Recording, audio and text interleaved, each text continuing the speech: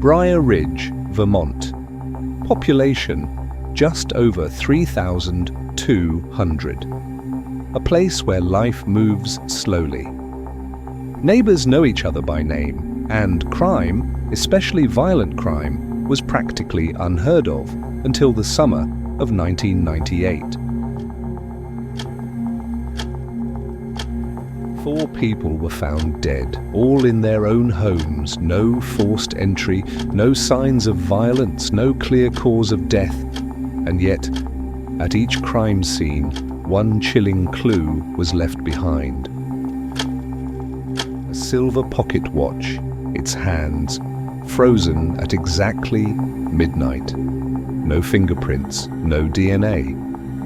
Just the silence of a town left with more questions than answers. The Midnight Murders. A name whispered across New England for over 2 decades. A story clouded in fear, tragedy, and speculation. But was the killer ever caught? Or is the clock still ticking?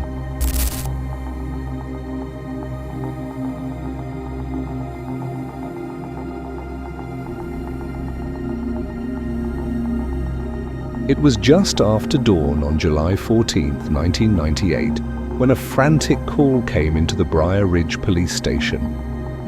The voice on the other end. Eleanor Caldwell, who had just discovered her younger sister, Marissa Caldwell, lifeless in her bed. Marissa, a 32-year-old schoolteacher, was described by those who knew her as compassionate, dedicated, and full of life. But that morning, she was cold to the touch, her eyes closed, her face calm, no sign of a struggle, no obvious cause of death. At first, detectives suspected natural causes, perhaps a stroke or a rare cardiac event. But as the medical examiner began their analysis, they were left puzzled. Toxicology, clear. No physical trauma, no underlying health conditions.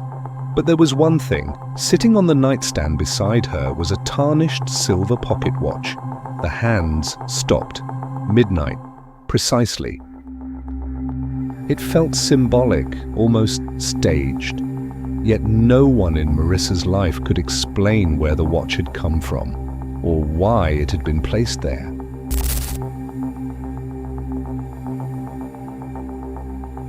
Just 2 weeks later, another call. July 28th. This time, the victim was Liam Porter, a local historian. Found dead in his study, seated upright in his armchair, eyes closed, peaceful, almost too peaceful. Like Marissa, Liam had no visible injuries, no forced entry, no sign of distress. But the watch, it was different this time. It wasn't on a nightstand. This time, the watch was clutched in his hand. Same design, same tarnished silver face, same frozen hands. Midnight. Investigators felt a chill.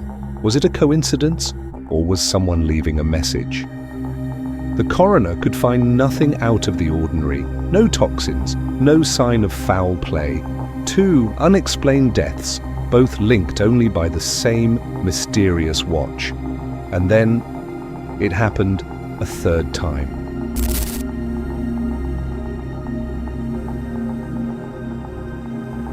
As detectives dug deeper into the lives of the victims, they discovered something chilling. Marissa Caldwell, Liam Porter, and Jennifer Price, 3 people from different walks of life, had all been connected in a single event, the Caldwell Asylum Trial of 1990. The case centered around Edward Finch, a long-term psychiatric patient at the Briar Ridge Psychiatric Hospital. Officially, Edward had suffered a fatal seizure in his room, but the details surrounding his death were troubling. According to internal reports, Edward had been restrained for over 18 hours without medical supervision. Staff statements conflicted. One nurse claimed the restraints were never ordered, while another reported they had been removed earlier. Yet, when Edward was found, his wrists bore deep bruising consistent with prolonged restraint. The case became a media spectacle. Protesters gathered outside the hospital calling for reforms. The victims of the midnight murders had all testified against the hospital. Marissa, as an educational consultant for the hospital's child psychology program. Liam, a historical archivist who uncovered the hospital's unethical past treatments. And Jennifer, a former nurse who had spoken out about unsafe practices on the ward. But despite the evidence, the jury returned a verdict of institutional neglect, not manslaughter. Briar Ridge was fined but allowed to remain open. The Finch family, however, was shattered. And one figure at the heart of the grief was Edward's son, Daniel Finch.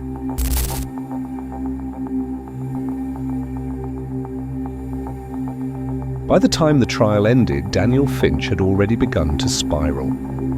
Only 17 years old, he was described by teachers as quiet, withdrawn, and obsessed with the idea of justice. He began skipping school. When questioned, he would repeatedly say, "No one cares about the truth." In 1992, Daniel disappeared. No forwarding address, no employment records, no digital footprint. His mother, Evelyn Finch, claimed he had gone to stay with a relative out of state. But police would later confirm no such relative existed. For years, nothing more was heard. Until a fourth victim was found in September 1998.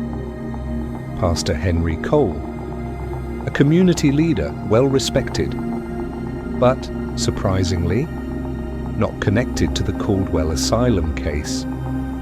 At least, not directly. Cole was discovered inside Briar Ridge's historic chapel.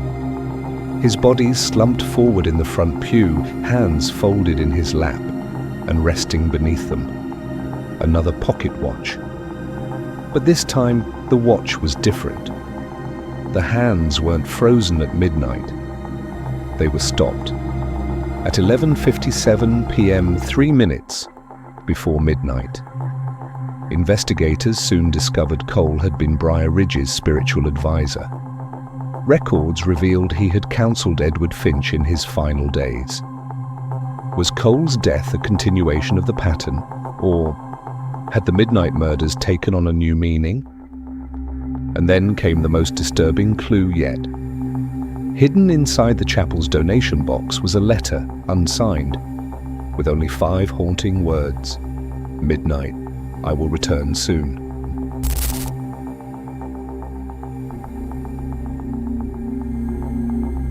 After Pastor Cole's death, the midnight murders stopped. For nearly 2 decades, the case remained cold. Daniel Finch was never found. No similar crimes were reported. The town of Briar Ridge tried to move on, but some questions refused to die. In 2017, a chilling discovery reignited the mystery. A silver pocket watch, identical to those found at the crime scenes, appeared at a Vermont estate auction. Its hands frozen, midnight. The watch had been discovered in a locked box in the attic of an abandoned farmhouse, less than 3 miles from where Daniel Finch once lived. But there was more. Inside the box were handwritten pages, dozens of them, filled with a single sentence repeated over and over. "They didn't listen. They didn't listen. They didn't listen." Investigators reopened the case, but nothing could link the watch to any known person. No fingerprints, no DNA, and to this day, no sign of Daniel Finch. So, what really happened? Was Daniel Finch the midnight murderer, a grieving son seeking twisted justice? Or could it have been someone else? Someone connected more closely to the hospital's dark past? Perhaps the most haunting question isn't who, but why midnight? Was it a symbol, a countdown, or could the killer still be watching, waiting for the hour to strike again?